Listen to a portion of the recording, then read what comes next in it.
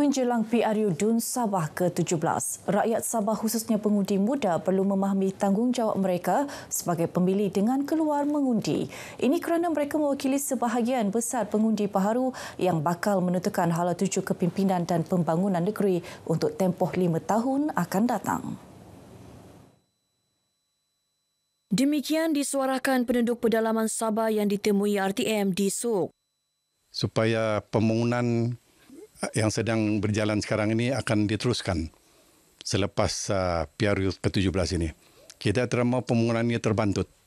Kita terima kerajaan selingkari bertukar. Yang penting kita mempunyai kesebelan yang politik untuk meneruskan pembangunan. Kemenang nepedam, parti ditinga yang harap lebih banyak projek, bantuan-bantuan di tengah susah, memilih kerajaan supaya orang muda-muda dapat pendidikan yang bantuan dan menerus matu pembelajaran, peluang pekerjaan, gung-gung sesuai lah. Sebagai pengundi baru, saya berasa sangat bangga dan teruja kerana akhirnya dapat menjalankan tanggungjawab sebagai seorang pengundi, kerana ini merupakan peluang untuk saya menyuarakan pendapat saya lah untuk memilih pemimpin-pemimpin yang dapat membawa perubahan positif.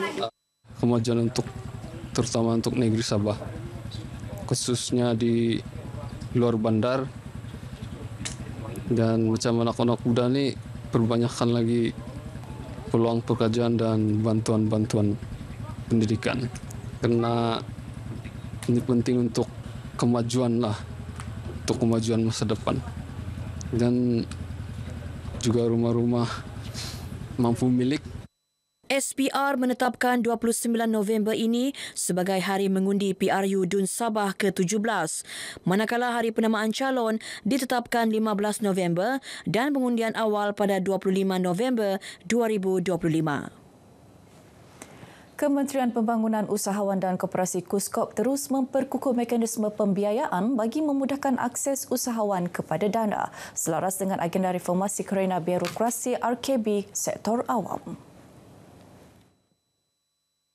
Menteri Pembangunan Usahawan dan Koperasi Datuk Iwan Benedik berkata pelbagai penambahbaikan dilaksanakan bagi memastikan proses permohonan pembiayaan menjadi lebih pantas, efisien dan mesra usahawan.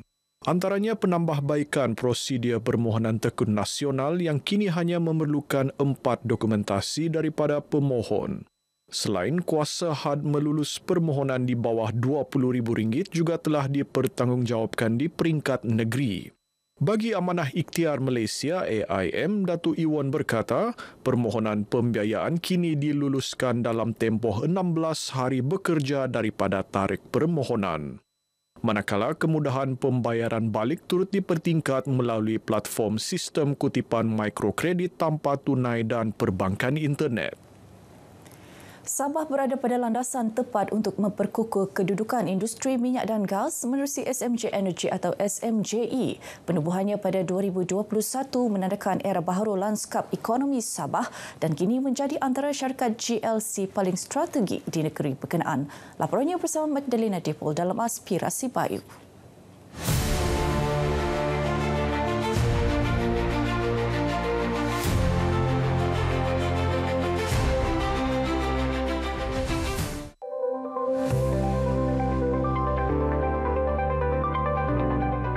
So when CCA was signed, between Petronas dengan State pada 7 Disember 2021, ini merupakan satu perjanjian yang paling penting dalam sejarah negeri Sabah sebab perjanjian ini memberikan Sabah State greater revenue sharing, greater participation and greater say dalam industri minyak dan gas di Sabah. Dalam tempoh hanya 2 tahun, SMJE berjaya memiliki kepentingan strategik dalam sektor huluan dan hiliran industri minyak dan gas, termasuk Samarang, Samur dan LNG 9 di Bintulu. Nilai aset kini mencecah 5.1 bilion ringgit. SMJE bukan hanya menjana keuntungan, malah membawa manfaat besar kepada rakyat Sabah. The caveat is 1 billion is the local Sabahan, our local Sabahan contractor who get the business in Sabah, and then another 1 billion is outside Sabah but local contractor, our Sabahan contractor. Yeah. This year we are targeting for non-technical job, we want 100% Sabahan. For technical job, gradually from 60% to 80%, we prioritize for Sabahan. We will support our own Sabahan company and create a long-lasting futures opportunity for Sabahan to get more jobs. Menerusi tadbir urus profesional dan kepercayaan diberi kerajaan negeri, potensi Sabah dalam sektor tenaga berkembang dan membangun secara positif.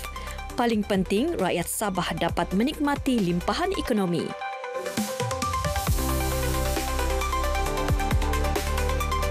SMJE bukan sekadar syarikat tenaga, ia adalah simbol harapan dan masa depan tenaga Sabah yang lebih lestari dan berdaya saing. Magdalena Depol, RTM.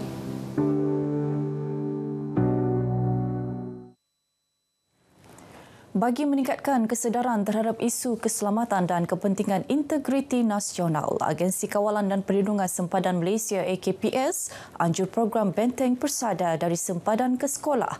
Program ini penting bagi memperkukuh hubungan dengan komuniti pendidik.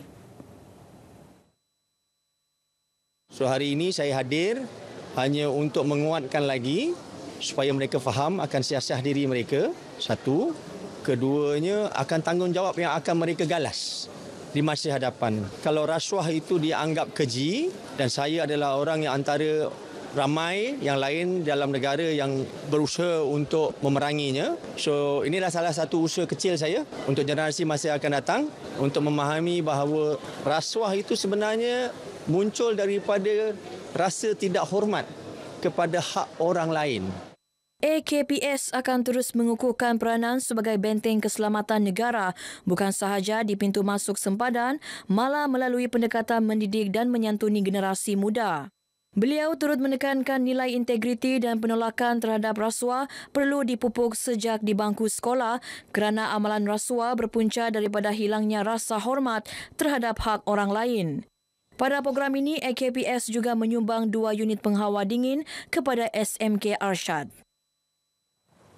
SK Buang Sayang Papar berjaya mengharumkan nama Sabah apabila meraih gelaran Naib Johan Pertandingan Tarian Lagu Rakyat Peringkat Kebangsaan 2025 yang diadakan di Kuala Lumpur baru-baru ini. Kejayaan itu hasil komitmen tinggi murid, guru serta sokongan padu daripada ibu bapa dan komuniti setempat.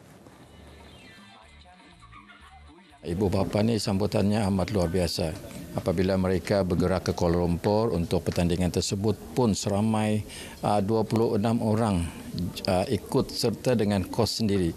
Jadi 26 orang tu termasuk ibu bapa, adik-beradik, atuk nenek pun ada. Jadi saya anggap sebagai satu rombongan ke KL. Beliau ditemui RTM selepas menjadi tetamu khas dalam segmen Suara 34 di Konti Sabah FM. Walaupun di Naib juara itu saya rasa satu perasaan yang sangat happy. Memang dari dulu saya teringin pergi peringkat yang lebih tinggi. Dan cabaran yang paling utamalah adalah menyelaraskan pergerakan dengan rentak yang saya mahukan dalam tarian itu sendiri. Contohnya ini kan tarian rakyat yang mahu elemen-elemen keceriaan, ketangkasan dalam tarian itu sendiri. Pasukan tarian SK Buang Sayang terdiri daripada 8 murid prasekolah berusia antara 5 hingga 6 tahun. Persembahan bertenaga mereka yang syarat elemen tradisional berjaya memikat hati juri. Baik, sekian paparan berita pagi Sabah kali ini. Menyusul selepas ini berita pagi Sarawak bersama Nursila Talaha. Malaysia Madani, rakyat disantuni.